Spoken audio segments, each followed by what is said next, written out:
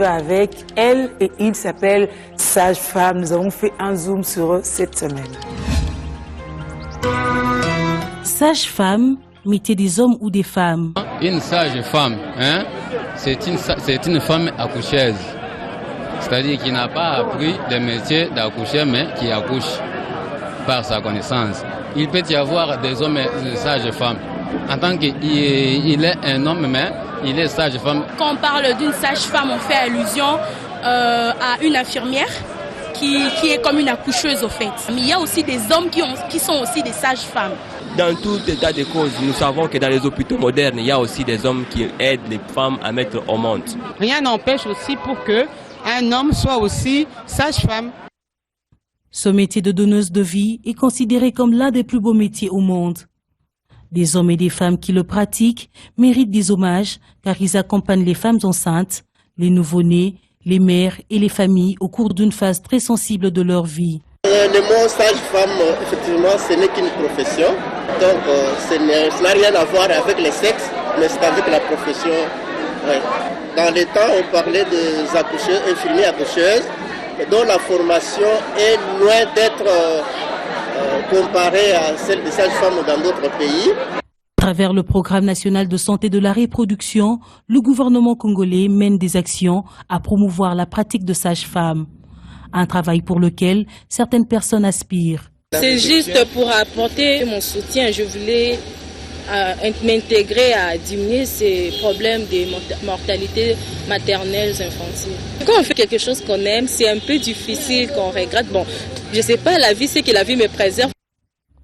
Un beau métier certes, mais les accoucheurs et accoucheuses plaident pour l'amélioration de leurs conditions de travail car cela contribuera efficacement à lutter contre la mortalité maternelle et infantile. Dans l'hôpital, quand nous entrons, même les mamans pour lesquelles nous sommes là pour aider, mais ne connaissent pas, ne comprennent pas encore bien notre rôle, c'est qu'il faut encore vulgariser notre profession. Et nos pères, c'est-à-dire les autres catégories de profession des soignants, que ce soit les médecins, que ce soit les infirmiers, nous comprennent encore très mal, parfois ils nous prennent pour leurs adversaires. Et pourtant nous sommes appelés à collaborer. Notons par ailleurs qu'elles sont appelées sages-femmes parce qu'elles ont la connaissance des femmes. Les hommes qui font ce métier sont également appelés sages-femmes ou bien encore les maïticiens. N'est-ce pas que toutes les parties du corps méritent des soins spécifiques à l'instar aussi de l'organe génital chez la femme, mais justement, certaines recourent aux gammes cosmétiques pour le faire, ce que dénoncent les plus avertis. Cette pratique n'est pas vraiment acceptable d'après moi. Parce que tous les produits là, cosmétiques ou chimiques, ça a toujours des répercussions. Alors à la longue, ça va créer d'autres ennuis qui vont compliquer la santé. Comme étant des gels de bain, des douches bains intimes, une utilisation abusive et excessive peut nuire. Parce que tout d'abord, le vagin d'une femme a déjà un pH acide. Et l'utilisation d'un produit contenant de base ou soit des produits autres que acides peut endommager la nature du vagin, ce que je pourrais dire. Il y a des avantages. Moi, je conseillerais aux jeunes filles de ne jamais mettre les histoires dans leurs appareils génitaux. Ce n'est pas bien, ce n'est pas bon et ça cause des maladies à la longue. Je connais une femme, quand on était à Bandundu, pour se rajeunir, en tant qu'une maman, pour se rajeunir, il mettait des histoires là de fait pour que son appareil génital, ça se rétrécisse. Et à la longue, la maman a eu une maladie là, je crois, le cancer de vagin ou de l'utérus, je ne sais pas. Et à chaque fois, la femme faisait couler de l'eau dans son appareil et jusqu'à sa mort. Alors d'autres, pour faire plus simple, ne recourent ni aux soins cosmétiques ni aux produits pharmaceutiques, mais carrément à leurs doigts. Qu'en est-il? On peut toujours utiliser, mais ça, quand ça devient exagéré là, vous risquez même de léser la muqueuse vaginale là. Ça va créer toujours des ennuis. Vous lésez le col utérin, ça va créer des ennuis. D'où c'est déconseillé. Même quand vous introduisez les doigts, il faut savoir jusqu'à quel niveau et comment. Et surtout avec vos pratiques des longs ongles là, c'est vraiment déconseillé. Vous risquez même d'amener les microbes, vous vous contaminez vous-même. Bon, ça dépend, c'est pas vraiment mauvais. Quant à moi, je dirais que c'est pour curer et pour évacuer certains déchets, bien que naturellement ça s'évacue de soi. C'est pour évacuer. Ce que je demanderais, c'est de le faire, de se laver en ayant le doigt propre, d'utiliser les matériels appropriés, quoi. Mais pas utiliser les savons ayant de forte acidité. Le doigt, bon, c'est pas à tout moment, il faut le faire par hasard. Avec de l'eau seulement, et puis c'est pas chaque jour que tu dois introduire le doigt, ça ne va pas.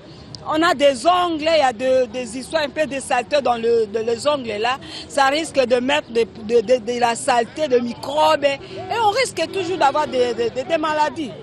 En tant que maman, ça c'est mon expérience. Moi je ne mets rien. Donc, pendant l'acte sexuel, mon mari a toujours été satisfait. Au lieu de mettre des histoires là, vous risquez d'avoir des problèmes à la longue et les maris ne seront pas satisfaits. Quelles sont alors les bonnes pratiques en période de menstruation ou non? Ce sont les questions que nous avons posées à l'expert. Voici les réponses.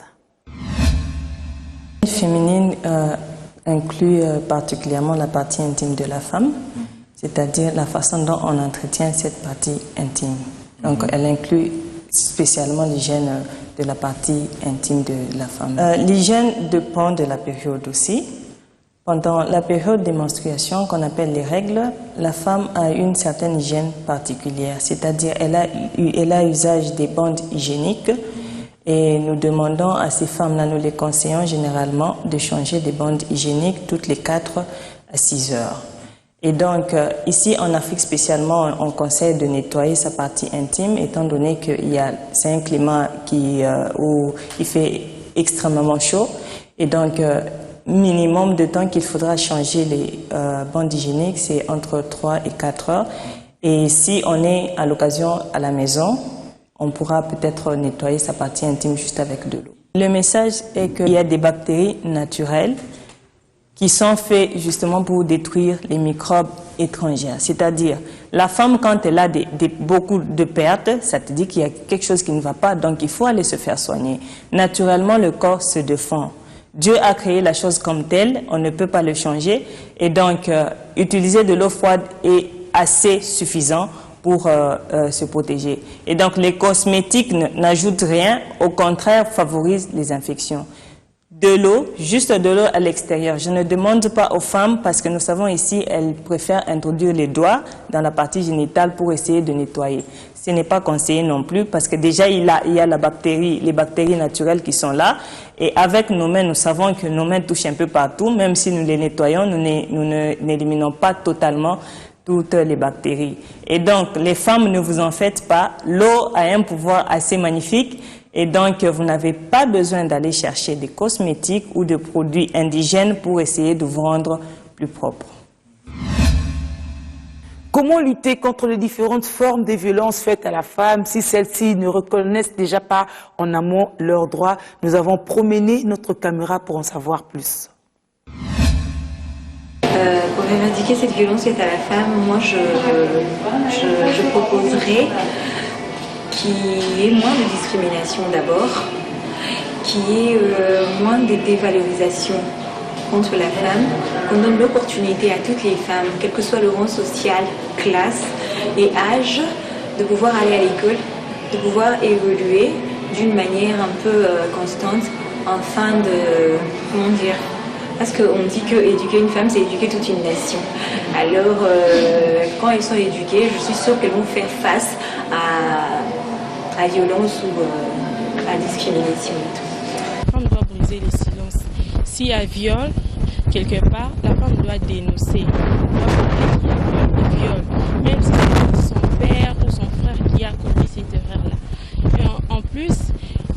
les auteurs de crimes, on doit le punir sévèrement. Et quand on les punit, il peut être médiatisé. Comme ça, les autres auront peur de commettre ces erreurs-là.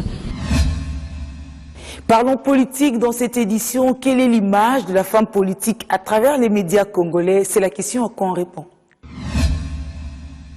En effet, l'image politique de la femme dans les médias, généralement, c'est un peu négatif. Mais quand même, il ne faut pas toujours être pessimiste, parce que la femme dans les médias, elle apporte un plus. La femme dans les médias, elle apporte une image plus ou moins positive. Et puis, elle a apporté encore une autre touche. Dans le temps, il y avait plus des hommes. Maintenant, quand on a accordé aussi les médias aux femmes, on a constaté que, en tout cas, l'image était un peu améliorée, quoi. Une grande admiration pour ces femmes de médias, parce que peut-être j'en fais partie aussi. J'aime bien ces métiers. Je trouve que c'est un métier humble et un métier, comment dire, un métier qui permet à la femme de dire tout haut ce qui s'est dit tout bas. Et je pense qu'elle permet à la femme de parler, contrairement à certaines personnes qui pensent que une femme de métier est une femme facile, légère. Moi, je pense que c'est bien le contraire. C'est un métier comme tout autre métier qui nous permet à nous, femmes, de crier haut et fort, de parler, de dénoncer aussi certaines discriminations commises contre la femme. Elle est d'abord chantre du Seigneur, mais aussi elle a un regard sur la femme congolaise, vue surtout de l'extérieur. Je vous propose de suivre la sœur Dena à travers cet élément.